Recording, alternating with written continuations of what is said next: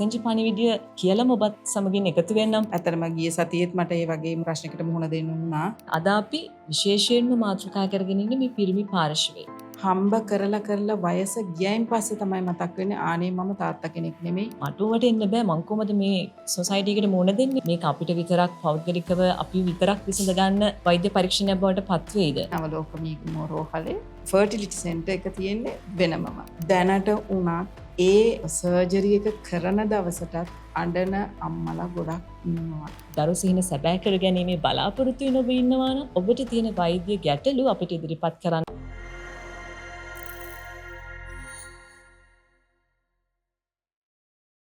ආයුබෝවන්. සුබ දවසක්. දරුවන් නොමැති කම කාන්තාවකගේ තියෙන අවාසනාවක්ද? එහෙම නැත්නම් ඒක ඇයගේ වැරැද්දක්ද? අද දවසේදීත් අපි කතා බහට ලක් කරන්න සූදානම් මේ සමාජයේ කතා බහක් වෙලා තියෙන නැත්නම් සමාජයේ වරදකාරී වෙලා ඉන්න ඇය වෙනුවෙන් මේ කාරණාව සම්බන්ධයි.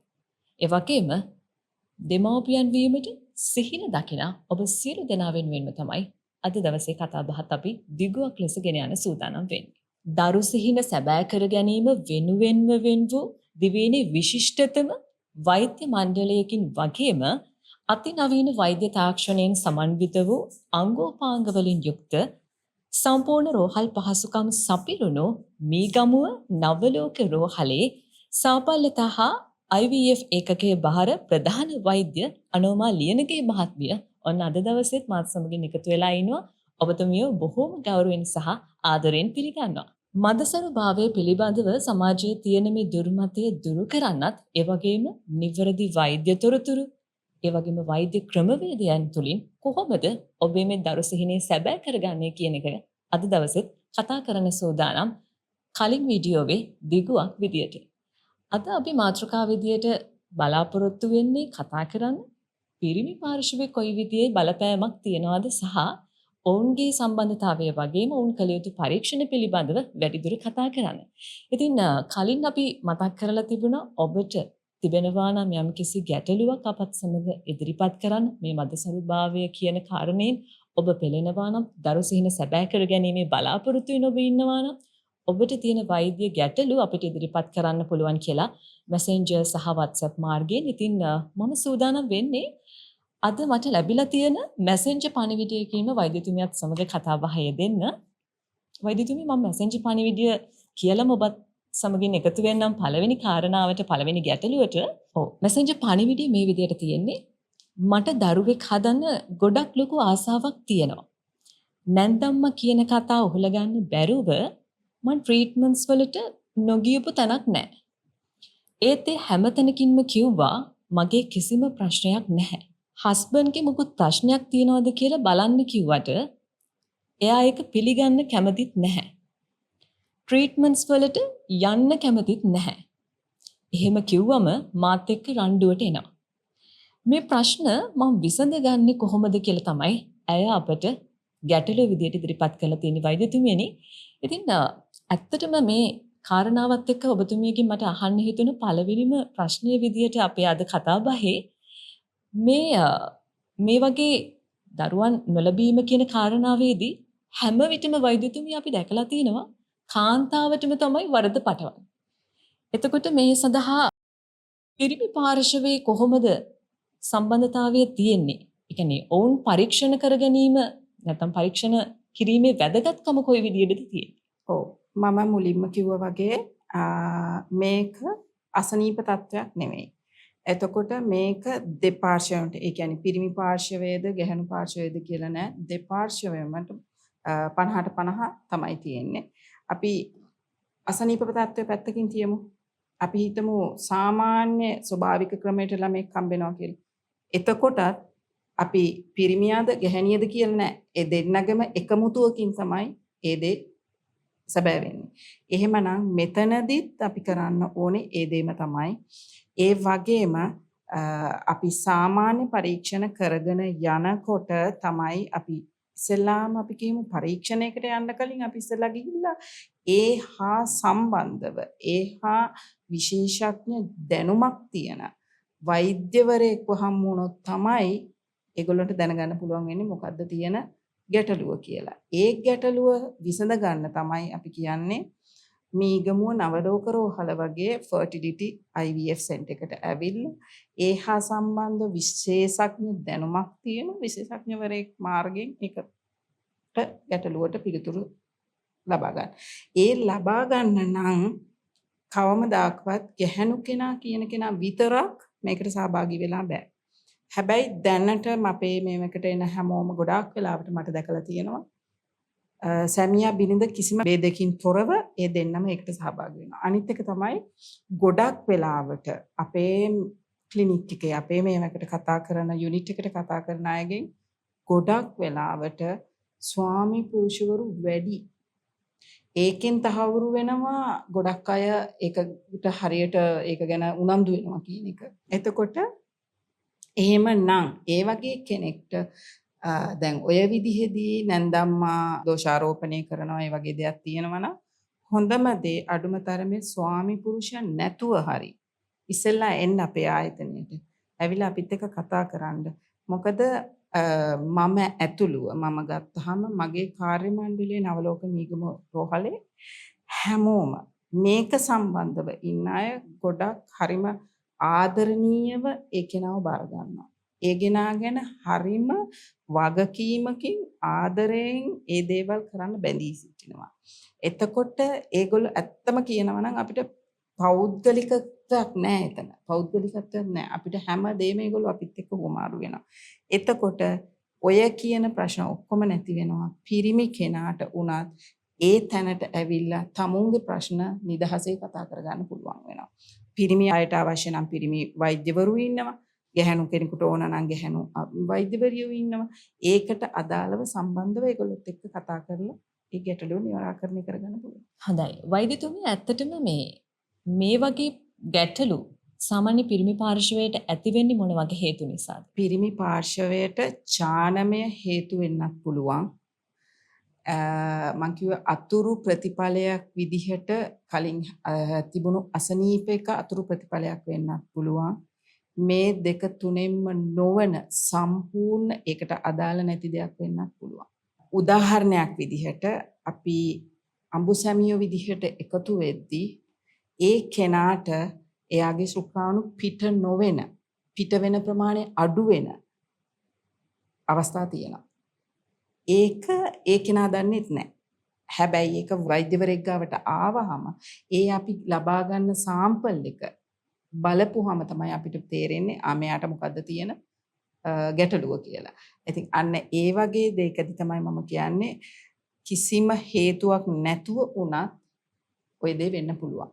හැබැයි එන්න අපේ ආයතනයට ඇවිල්ලා බලන්න එතකොට මේ ගැටලුව මොකද්ද කියලා අපිට निराකරණය කරගන්න පුළුවන්.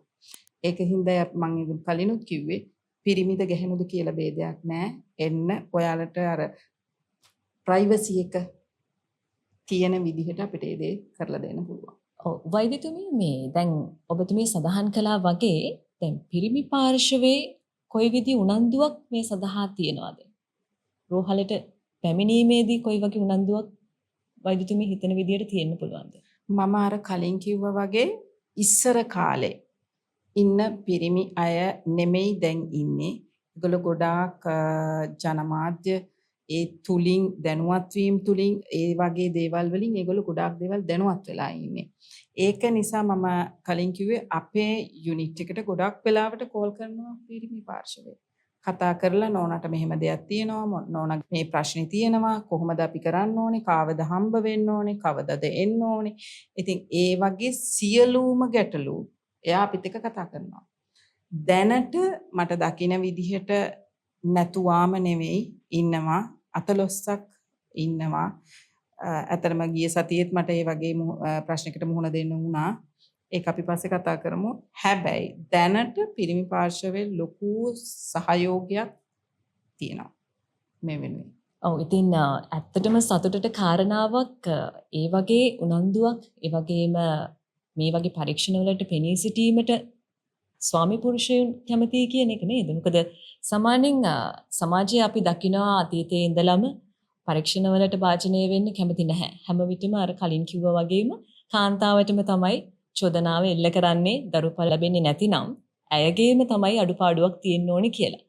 හැබැයි ඔබතුමිය දැන් සඳහන් කරා වර්තමානයේ ඉන්න තරුණ තාත්තලා වීමට බලාපොරොත්තුෙන් ඉන්න මේ පිරිස් ඔවුන් සූදානම් වෙලා ඉන්නව පරීක්ෂණ වලට මුහුණ දෙන්න කියලා. දැන් අර නොකරන පිරිසකුත් ඉන්නවනේ. ඉතින් මේ නොකරන පිරිස බොහොම අමාරුයි රෝහලට එක්කගෙන එන්න.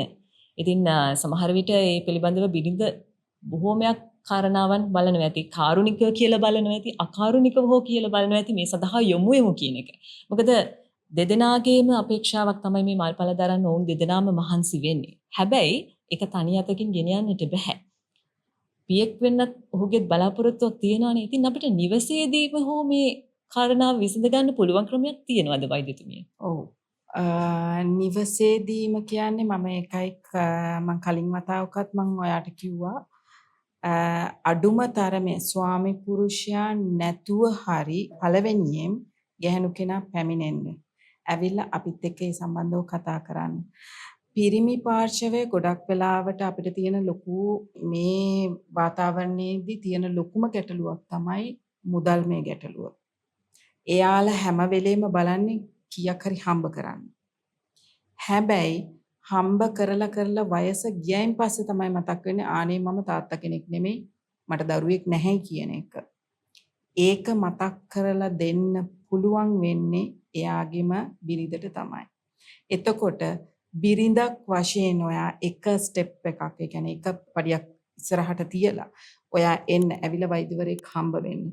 හම්බ වෙලා එතනදිත් ඔයාගේ ස්වාමි පුරුෂයා කැමති නැත්තම් ස්වාමි පුරුෂයාට ලොකුවට කේන්ති යනවනම් ඒ සඳහා කතා බහ කරන්න කැමති නැත්තම් අපිට ඔයාට ඒ වෙනුවෙන් උදව් කරන්න පුළුවන්. මොකද මම පර්සනලි අපේ අත්දැකීම් සහිතව අපි මේ කියන්නේ දැනට උනත් ඒ සර්ජරි එක කරන දවසටත් අඬන අම්මලා ගොඩක් ඉන්නවා.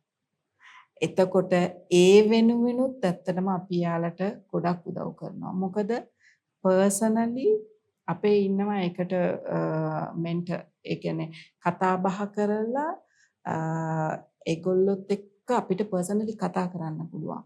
විශේෂයෙන්ම ඔය ඕන පිරිමි කෙනෙක් වෛද්‍යවරයෙක් ඒ දේ හරියට එයාලට තේරුම් ගන්න පුළුවන් විදිහට ඒ දේ තේරුම් කරලා දුන්නොත් ඒගොල්ලෝ ඒ දෙයට යොමු වෙනවා. මට ඒක විශ්වාසයි. මොකද හේතුව ඇවිල්ලි ඉවර වෙලා ගමේ කෙනා කිව්වා කියලා, අල්ලපු ගෙදර කෙනා කිව්වා කියලා, තමුන්ගේ වයිෆ් හරිය, තමුන්ගේ අම්මා නංගි කිව්වා කියලා අර ඒගොල්ලෝගේ ටිකක් තියෙන පෞරුෂත්වයට ඒක හානියක් වෙනවා.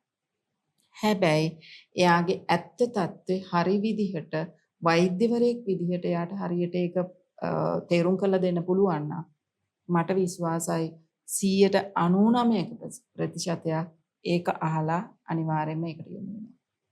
ඔබතුමිය මේ සඳහන් කළා වගේ දැන් පිරිමි පාර්ශවයේ කොයි විදිහටද පරීක්ෂණ සිද්ධ කරන්න ඕනේ සහ ඔවුන්ගේ කොහොමද මේ සඳහා දායකත්වය ලබා දෙන්න ඕනේ කියන එක ගැන තමයි අපි කතා කරගෙන ඉන්නේ.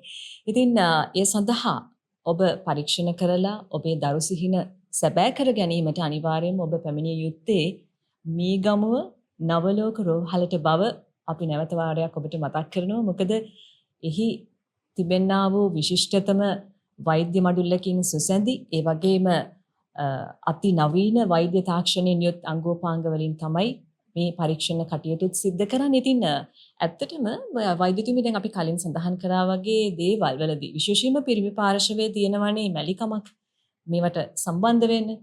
අර කලින් කිව්වා වගේ මේ පෞද්ගලිකත්වයේ පිළිබඳව දෙදෙනාම අනිවාර්යයෙන්ම හිතනවා.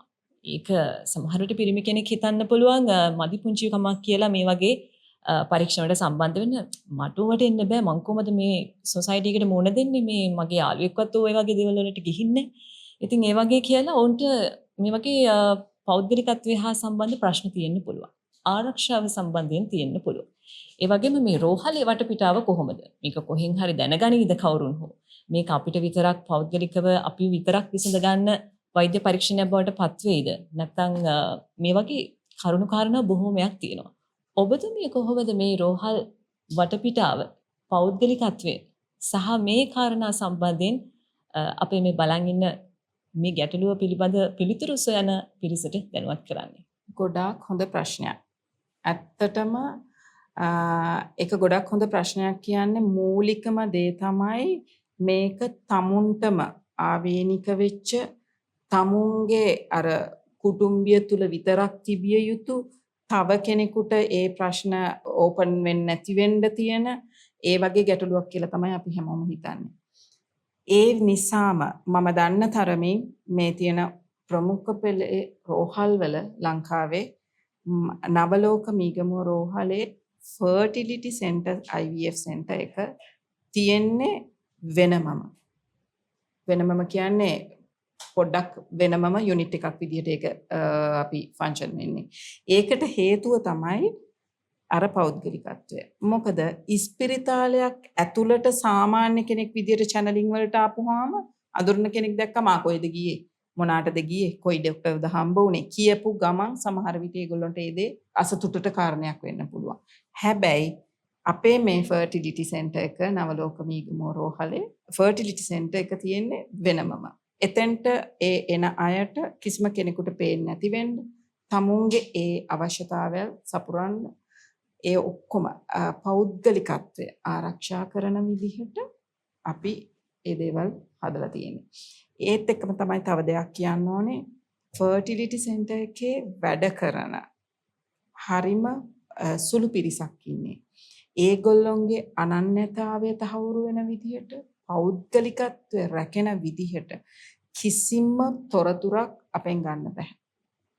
කිසිම තොරතුරක් පිටයට දෙන්නෙත් නෑ. අඩුම තරමේ මම උදාහරණයක් විදිහට මම පොඩි දෙයක් කියන්නම්. SFA ටෙස්ට් එක කියලා එකක් තියෙනවා. පිරිමි අයගේ ශුක්‍රාණු පරීක්ෂණය කරන මූලිකම ටෙස්ට් එක. ඒ ටෙස්ට් එක අපි කරන්න කලින් එයාගේ ඩෙන්ටි කාඩ් එක නම්බර් එක කන්ටැක්ට් නම්බර් එක තියෙනවා.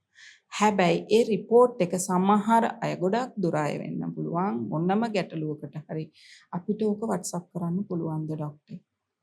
අපේ අනේ සිස්ටම් එක WhatsApp කරන්න. නෑ කරන්නේ. ඒ කරන එක නම්බර් එකක් වැරදුනොත් ඒක යන්නේ කාටද? වෙන කෙනෙකුට. ඒ තරම් සූක්ෂම විදිහට හරිම පිළිවෙලකට තමයි අපි අපේ දේවල් කරන්න සැදී පැහැදී ඉතින්නේ. ඒත් එක්ක මම කියන්න ඕනේ සමහර පේෂන්ට්ස්ලා ඇත්තටම අපිත් එක්ක තරහ වෙනවා. ඇයි අර හදිස්සියකටවත් මේ රිපෝට් එක ගන්න බෑනේ. ඔයාලගේ ඒක හරි නැහැ. හදිස්සියකට කරන දේවල් මේ වගේ තැන්වල කරන්නේ නැහැ. මොකද හදිස්සියට කරන්න පුළුවන් දේ නෙමෙයි මේක. ඒ තරම් අපි එන කෙනාගේ පෞද්ගලිකත්වය ආරක්ෂා කරන්න සැදී පැහැදී සිටිනවා. හොඳයි වෛද්‍යතුමිය මම හිතන්නේ අපි වටිනාම කියන දේවල් බොහෝමයක් අද දවසේ වීඩියෝවෙත් කතා බහ කළා. ඉතින් අද අපි විශේෂයෙන්ම මාතෘකා කරගෙන ඉන්නේ මේ පිරිමි පාර්ශවය. කොහොමද මේ කටයුත්තේදී දරු සිහිනය සැබෑ කරගන්න ඔවුන්ගේ දායකත්වය සහ පරීක්ෂණ සඳහා පෙළඹෙන්න ඕනේ කොයි ආකාරයෙන්ද කියන වගේ. ඉතින් මෙතනදී බිරිඳ දැන් බලාපොරොත්තු වෙනවා තමන්ගේ සැමියා තමන් ඉන්න මේ තත්ත්වය තේරුම් අරගෙන ඇයට සහයෝගයක් ලබා දෙවි කියලා. සැමියාගේ මොන වගේ කාර්යභාරයක්ද මේ මොහොතේ වෙන්න ඕනේ? ඔව් මම හිතනවා මේ වෙලෙදී කරන්න පුළුවන් හොඳම දේ තමයි බිරිඳ වෙනුවෙන් සානුකම්පිතව බලලා ලොකු ආදරයකින් රැකවරණයකින් එයාව මේ මොහොතට හොඳින් මුහුණ දෙන්න පුළුවන් විදිහට එයාට උදව් වෙන එක තමයි අත්‍යවශ්‍ය කාරණයක් වෙන්නේ. හොඳයි ඉතින් අපි ලොකු වටිනාකමකින් යුක්ත කතා බහක අදත් නියලුණා. ඉතින් ඔබට තියෙනා වූ ඒ ගැටලු දරු සිහින සැබෑ කර ගැනීමට නොහැකිව සමාජයේ වරදකාරියක් වෙලා ඉන්න ඇය වෙනුවෙන් තමයි අද දවසෙත් අපි මේ කතා කළේ. ඉතින් ඔබටත් පුළුවන් ඔබගේ නැත්නම් ඔබ දෙපළගේ ඇයගේ මේ සෑම කෙනෙක්ගේම ප්‍රශ්න අපිට යොමු කරන්න පුළුවන් Messenger සහ WhatsApp පණිවිඩ මගින්. ඉතින් ඒ වගේම ඔබට නැවතත් මතක් කරනවා මේ දරු සිහින සැබෑ කර ගැනීම සඳහා සාර්ථක හා නවීන ප්‍රතිකාර ලබා ගැනීම සඳහා මීගමුව නවලෝක රෝහල වෙත පැමිණෙන්න කියලත් ඔබට තවත් සුවිශේෂී කාරණයක් කියන්න ඕනේ. මොකද මේ මාත් සමගින් කතා බහින් ඉන්න අනුමා ලියනගේ වෛද්‍යතුමියව සම්බන්ධ කරගන්න පුළුවන්ද කියන ගැටලුවත් ඔබට ඇති. අනිවාර්යයෙන්ම ඔබ මීගමුව නවලෝක රෝහලට පැමිණියොත් ඔබට පුළුවන් ඇයවත් සම්බන්ධ කරගෙන ඔබේ තියෙන වෛද්‍ය ගැටලු වලට ඒ ප්‍රතිකාර අවශ්‍ය ගැටලුවට උපදෙස් ලබා ගැනීමේ හැකියාවක් තියෙනවා. ඉතින් ඒ සමගින් මම මතක් කරන්න සූදානම් අද දවසේදීත් WhatsApp මාර්ගයෙන් ඔබ කොහොමද ඔබේ ගැටලු ඉදිරිපත් කළ යුත්තේ කියන්න. 077යි 759යි 60.2 කියන මේ දුරකථන අංකය WhatsApp පණිවිඩ ඔබට එවන්න පුළුවන්. ඒ වගේම මේ තිරේ පෙන්වන වෙබ්සයිට් එක තුලිනුත් ඔබට තියෙන ගැටලු ඒ වගේම තොරතුරු දැනගැනීමේ හැකියාවක් තියෙනවා. එසේනම් අද වීඩියෝවෙන් සමුගන්න තමයි සූදානම් වෙන්නේ. ඉතින් අනෝමලියනගේ වෛද්‍යතුමිය ඔබතුමියට බෙහෙවින්ම ස්තුතියි මාත් සමගින් අදත් මේ වගේ වටිනා කියන කතා බහක එකතු වුණාට. ඉතින් මේ වගේ තවත් කතා බහකින් තවත් වීඩියෝවකින් හමු වීමේ බලාපොරොත්තු වෙමින් සමුගන්නවා.